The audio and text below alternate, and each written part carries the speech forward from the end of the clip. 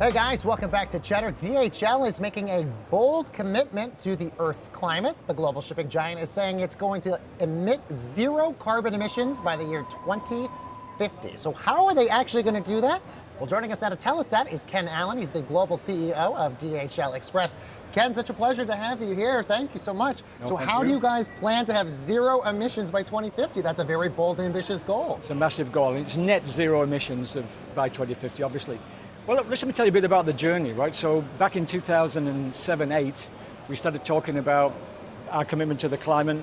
Business was going reasonably well after after some of the downturns, and so we said 30% efficiency gain by 2020. And in fact, we achieved that by 2016. But this is a efficiency gain. This was all about getting better aircraft and newer materials and everything else, right? So it wasn't a net reduction in emissions. So we decided, as part of the strategy we set in 2017, to set a long-term goal by 2050 to be carbon zero. That's because by that time, the planet's going to be 9 billion people. We all subscribe to the United Nations Responsibility Charter.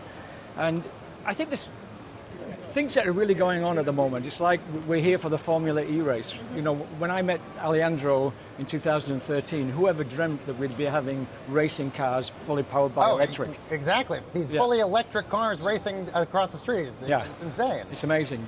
But the power of the battery and everything else is just getting better day by day.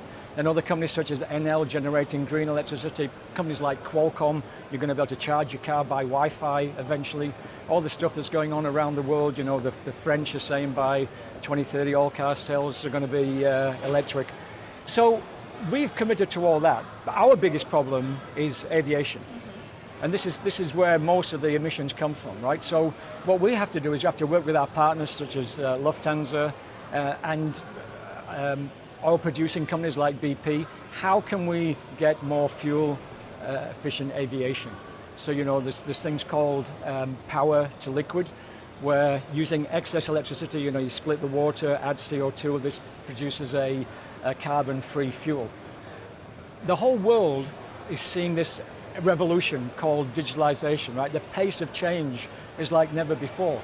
And therefore I think companies like ours have got to use that to drive a better world. Well, and then that actually gets to my big question is, because of what's been happening in this country in particular, where President Trump wants to pull out of the Paris Climate Accord, is it on the responsibility then of businesses and corporations then to take the initiative to make a bigger impact in terms of climate change and global emissions and all of that stuff instead of governments? Yeah, absolutely. I think if we wait for government, we'll wait forever, right?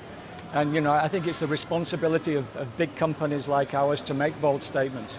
But those bold statements can't be just empty promises, right? There has to be a lot of work in the background. So at DHL we have what we call innovation centers. We've got one in Germany, one in Singapore, and we're going to be opening one in the United States quite soon.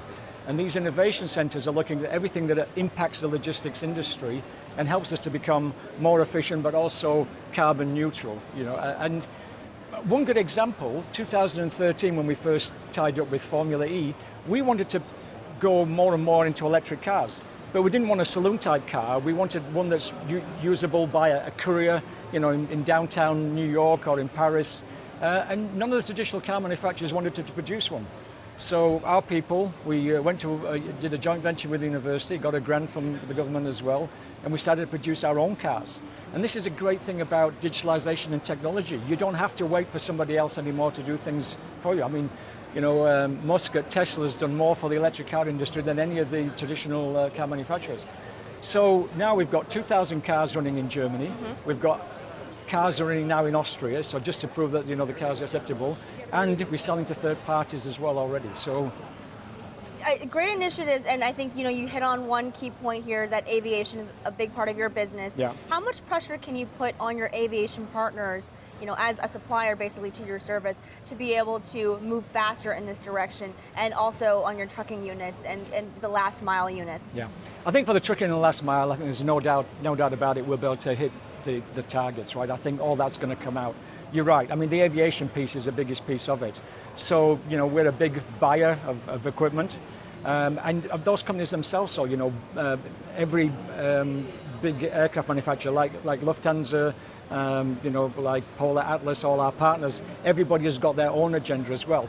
So I think what we've got to do, we've got to create a community, because you can't do it by yourself. Nothing can be done by yourself. At the end of the day, it's the burning of fossil fuels that causes a problem. And I was going to exactly make this point too. Are you working with your competitors to put applied collective pressure on your suppliers, on the folks that are actually transporting your goods, to make these changes happen across the board?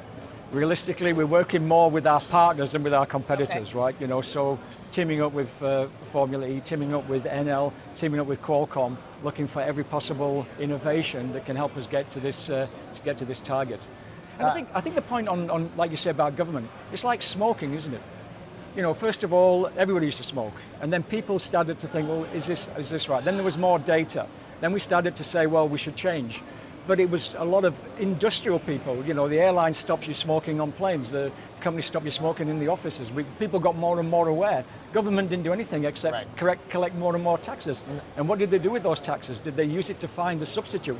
Now, at least, innovative businesses now have come up with the e-cigarette and vapor, which logically you would think are more efficient. All right, one last question before we let you go. A lot of talk about drones being able to help with this last mile problem. Is that in your future at all, using delivery drones? We have delivery drones in operation at the moment. I wish I could show the video. In the US? Not in the US, no, in Germany. And when do you think we'll come here? They'll come here. Oh, I think there's some time before there'll be a commercial proposition. What do you think it'll take? I think forever. I think they're good for remote deliveries of certain kinds of. You know, if you've got to deliver medicines to really remote locations where there's not a lot of populations, I think drones are going to be great. I don't think you'll see them flying around the streets of New York delivering packages anytime soon. Okay, well, we're still waiting for them. All right, Ken Allen, Global CEO for DHL Express. It's a fascinating discussion. Thank you so much. Thank you very much. Thank you.